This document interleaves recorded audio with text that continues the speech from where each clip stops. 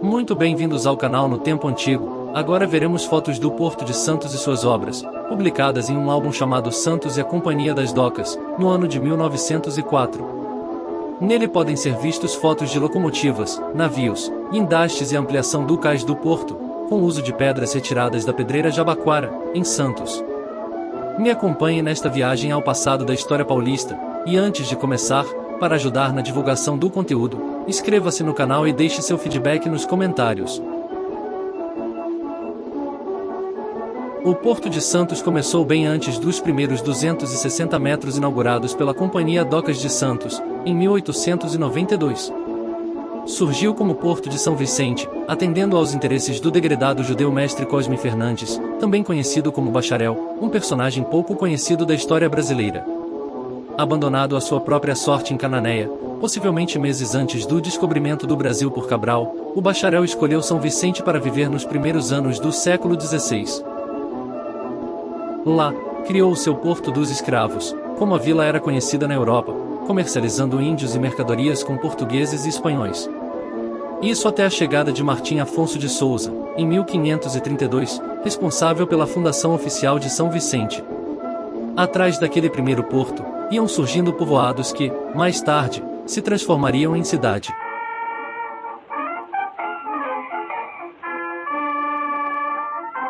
Já transferido para a pequena vila de Santos, o porto refletiu o período de estagnação da região, que não podia concorrer com a riqueza que a cana-de-açúcar fornecia ao nordeste do Brasil.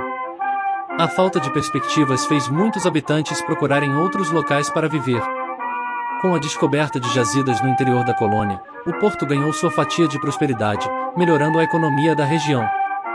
Mas, quando foi aberto um caminho ligando Minas Gerais diretamente ao Rio de Janeiro, a capitania voltou a ficar pobre.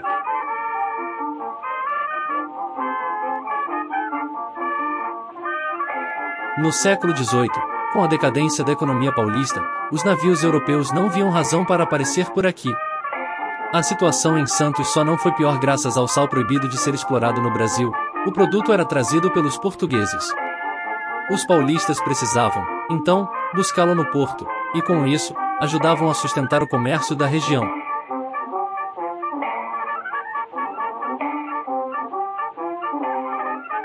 A sorte só voltou com o sucesso do café. A primeira exportação do produto foi tímida, em 1792. 75 anos depois, Santos recebia o primeiro dos grandes investimentos obtidos pelo poder dos barões do café em a inauguração do trecho da ferrovia ligando Santos a São Paulo. Toda a riqueza gerada exigia uma infraestrutura adequada naqueles tempos. O porto ganhou os famosos 260 metros de cais de pedra, atraiu trabalhadores imigrantes e provocou a expansão da pequena cidade de Santos. A região não parou mais de crescer.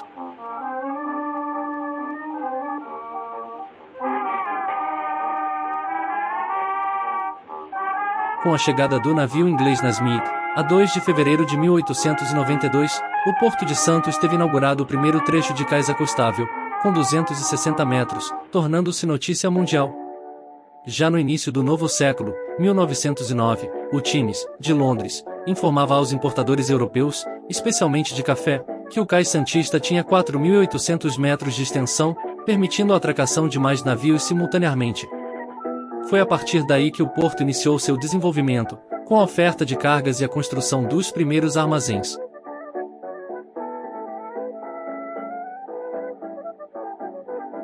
Mas o porto e a cidade encontraram-se mesmo na época do descobrimento, quando os portugueses procuravam locais mais abrigados para se instalarem e para que seus navios estivessem a salvo de piratas e de tempestades. Foi assim com a região de Santos e de São Vicente.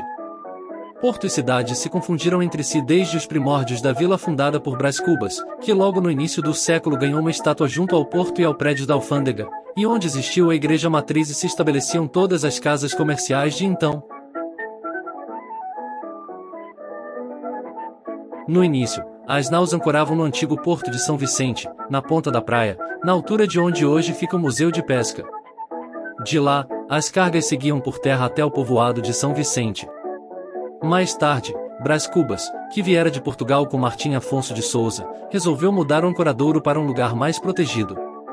Escolheu o Lagamar do Inguaguaçu, hoje o centro da cidade, local compreendido entre as ruas Visconde de Rio Branco e Brás Cubas. Durante o século XVIII, o porto movimentou basicamente sal, importado de Portugal. Em seguida, São Paulo começou a produzir açúcar, cujas exportações passaram a exigir navios maiores.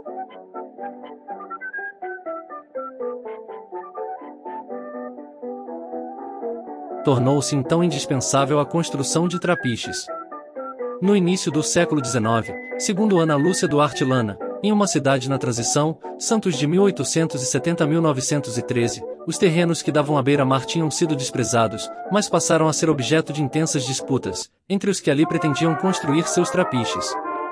Existia apenas um em 1857, e chegaram a 23 no ano da proclamação da República, 1889.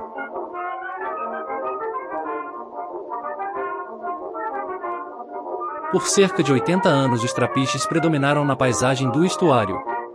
Depois, as pontes de madeira que avançavam para o mar eram consideradas sinais de atraso. Nas duas últimas décadas do século passado, os exportadores de café passaram a exigir a construção de um cais de pedra, alegando que as pranchas eram um obstáculo ao seu comércio. Às suas críticas, aliaram-se os higienistas, afirmando que as pontes de madeira mal construídas seguravam a lama das marés, e contribuíam para a sucessão de epidemias que durante 60 anos assolou a cidade com febre amarela, coqueluche, impaludismo, varíola, tifo e outras doenças. Segundo Alcindo Gonçalves, a Lutas e Sonhos, o porto deveria integrar-se ao esquema de transporte proporcionado pela construção da ferrovia. A situação era, porém, calamitosa. Os navios ancoravam junto a pontes que avançavam mar adentro, ficando a mais de 100 metros dos velhos trapiches, armazéns onde as mercadorias importadas ou a exportar ficavam estocadas. Mais adiante, o autor diz que o sistema não funcionava, as pontes eram insuficientes, mesmo com seu crescimento, passando de uma em 1857 para 23 em 1889. Além de oferecerem pouco espaço para a movimentação de cargas, eram mal construídas. Demora e atraso eram constantes. Conforme Andrade, a 1989, página 107, havia navios que ficavam meses esperando lugar nas pontes, um deles ficou aguardando 2 anos.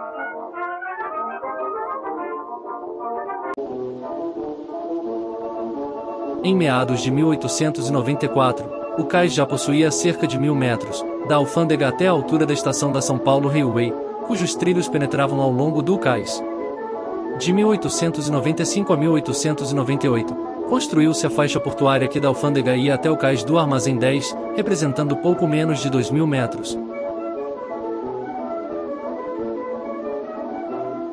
Em 1899 iniciou-se a demolição dos antigos trapiches que se encontravam próximos à curva do Paquetá, como, por exemplo, o Trapiche Brasil. Em 1900, já existiam os 11 primeiros armazéns e o cais era iluminado em toda a sua extensão por luz elétrica.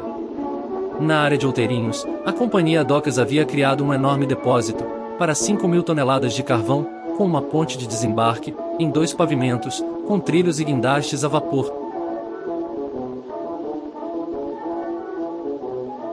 Nesse mesmo ano, começou a tarefa hercúlea da construção da muralha do cais entre Paquetá e Outeirinhos, seguida do aterro da lagoa formada pelo aparecimento do cais linear entre os atuais armazéns 12 e 23.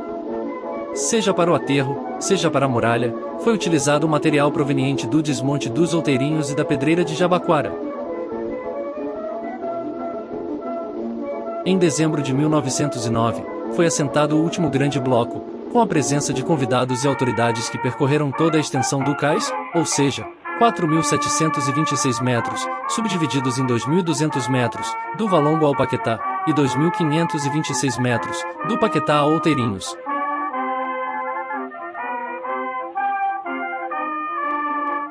Até essa mesma data, a Companhia das Docas já havia construído 12 armazéns internos ao longo do cais do número 1 ao número 12, além de ter equipado o cais com 2 estações geradoras de energia elétrica, casas matrizes número 1 e número 2, para iluminação das áreas portuárias. Estavam em fase de construção as 2 torres transmissoras dos fios condutores de energia da nova usina hidrelétrica de Itatinga, assim como a infraestrutura dos armazéns que iam da curva do Paquetá a Outeirinhos.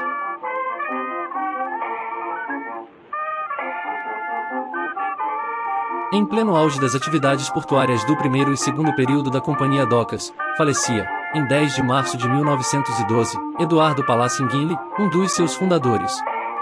Em 1919, desaparecia por sua vez, após longa enfermidade, Cândido Gafirec. Guilherme Guinle, filho de Eduardo Palassin-Guinle, assumiu como sucessor a direção da empresa, em 1915, e, com o falecimento de Cândido Gafrey, foi nomeado presidente da Companhia Docas, a empresa que mais prosperava no Brasil de então. Guilherme Guinle ocupou este cargo e função de forma brilhante durante bem 40 anos.